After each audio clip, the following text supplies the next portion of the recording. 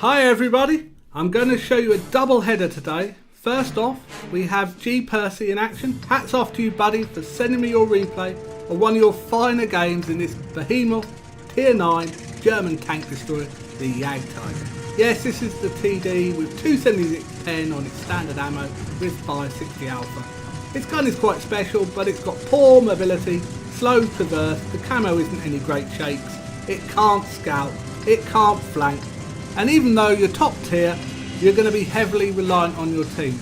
I notice you've got an 87 next to you. That tank's going to get a buff in the next upgrade, and boy does it need it, because it's a terrible tank as it stands. So you're moving up, and you're going to try and take a position in the centre of the map, so you've got some good map coverage. Now, first thing I notice in this tank is as soon as you hit a slope, your speed drops to slower than a tortoise. So that's not going to help your team that much by being so slow if the team doesn't get into some good positions and stays alive to start with. There's this nice little path up here, so I believe you're going to move up and try and get some good spotting damage. But while you get up to this spot, you're spotted by an American light tank, that T-71DA. You've also spotted a KV-3, but what are you doing, G Percy? You've just shown your weakest part of your armour to that tier 7 Russian heavy tank. And also, because you've gone up and you didn't reverse back, the artillery has said hello to you. So that's your first mistake. The second mistake is, you can't shoot through rock, buddy.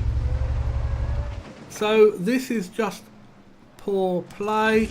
And the American light tank moves up, and you're going to get proximity spotted, which you do, and now you've got a problem because that tier 9 artillery piece on the enemy side is likely to be got his eyes on you and is going to be lobbing a shellette in your direction.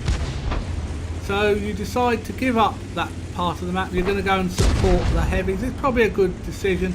I noticed on the other flank though that they're T54, they're tier 9, and pilot one, and they're Jagdtiger, so two tier 9s are on the other side of the map. And what are they facing? They're facing a VK and a Tiger P.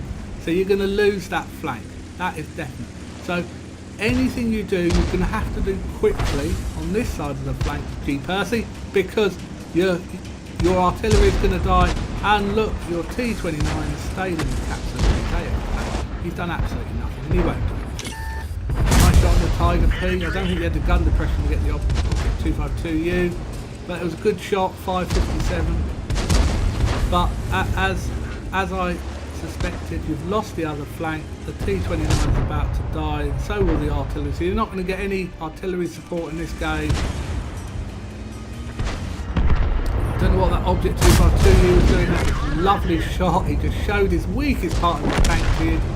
But in this situation, you're 5-2 down, you've totally lost, and you're 7-2 down. The M53 and T29, it's curtains for them.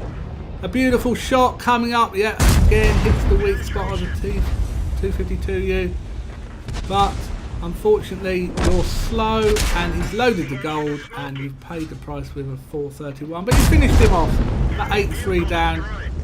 What can you do in this situation? The team has really not helped. All you can do is farm as much damage as you can now. You've got almost no chance of winning the game. That Tiger P is on very low health, so he's a one shot. And you managed to get a lovely shot into him, so that was great play. The premium tier 8 German tank destroyer, what's he going to do? Well, he's just gifted that to you. That was lovely as well. So, but you're surrounded now. There's a Leo, there's an ISU, Panther, probably that KV-3 might come. Oh, and just to add insult to injury, here's a tier 8 Swedish tank destroyer. Now you make nice use of the dead Tiger P to protect your infrastructure. I like that. Good shot into him. You overmatched his armour with your gun. But what can you do? A pincer movement from the Leo, you have to turn towards him, but unfortunately by turning you've exposed yourself to the Swedish tank destroyer. But there's almost nothing you could have done in that situation. finish off that Russian tank destroyer to get 4 kills. That was good. But what can you do now? It's 1v8. Kolobarnov? Well, it would be more than the Kolobarnov. It would be a miracle. Now your tank has slow traverse, so there's nothing you can do to prevent this Swedish tank destroyer coming up. But he rushed his shot, he didn't aim, and you finish him off. But what can you do? 3,500 damage is pretty good. 5 kills. You've got to remember that the T29 on your team did absolutely nothing. Your team didn't send any tier 9s to the other flank, so it was 2 tier 9s against tier 7s, so you had absolutely no chance of winning one of the flanks. Being artillery, the game's over. There's nothing you can do now. But it was a respectable performance. Shaky start, but you played well the rest of the game. But there was nothing you could have done to change the outcome, and that's just how it is sometimes in World of Tanks. Now for the second replay, I'm playing in the AT15A, not top tier, but it's a good map for the AT15A. There's plenty of cover against the artillery. By the looks of it, they've got a better team. They've got a lot more green players, but we'll come back to that a bit later. Now I play a peripheral role in this game. I don't really do a lot. I do a bit of support to one of the OHOs, but really this video isn't about me, so don't. But what it is about, there's 3 or 4 main points that this video illustrates nicely, and they'll become apparent very soon. Now we've got 2 OHOs, and they've got an I6 and a WZ111, and that's quite important. Those OHOs are really strong on this map. Now I move up. I'm going to take an active position. I'm not going to sit back in this tank. It's an assault tank, remember. And just as I turn this corner at the bottom left hand of the screen, oh dear, yes, that's the M44. He's run into a building and he's decided to follow me. Now, what are you doing, buddy? You're an artillery. You should not be going to the front line. What are you doing, Mr. 8 Erdan? Yeah, you're going full YOLO, and how long do you think you're going to survive by doing that? So we're 1-0 down already. Now the game isn't about me. Watch the mini-map. The M44 has moved up, just getting right next to the 2 tier 8s, and he's dead. Now I contacted him after the game and asked him why he did it, and he came up with a ridiculous reason, and that was that he was fed up being bottom tier all the time. But when you're playing artillery, being bottom tier is actually a good thing, because you can actually earn more experience and credits, and you can always do something in a game, unless the map is particularly bad. But it wasn't the map, and I thought it was because the map why he did that. But it wasn't, it was the matchmaking. That was ridiculous. He let down the team, and we're 4-0 down. Now another thing to always bear in mind is never give up. You can be 4-0 down and the game can change quite quickly. Enemy armor is damaged. And in this game it does change quite quickly. So we're now 5-0 down. So some people will just give up in this situation. We've lost a track. Been artillery and fortunately didn't do any damage. And the IS-6 now. So I'm a bit fed up. I've loaded some gold, and the IS-6 is coming around the corner and is going to take on the OHO. I put a shot into the IS-6. He's firing HE at me, doing a princely 81.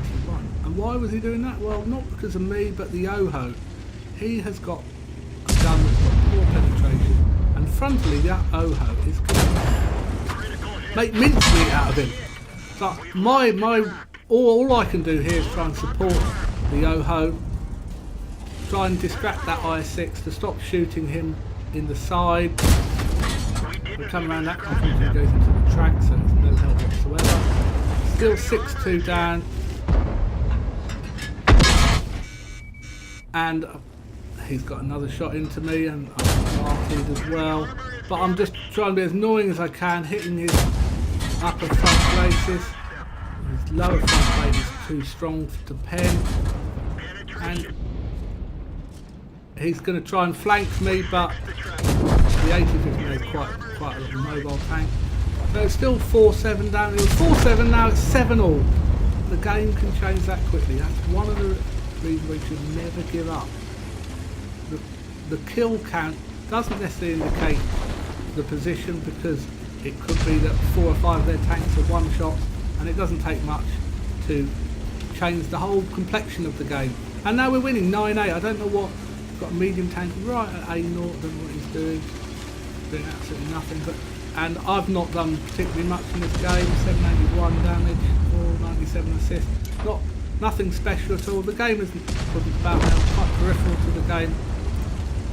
But what it shows is carry on trying to support the other tanks even when you're 5-0 down, because the game can change. Now the game is completely different.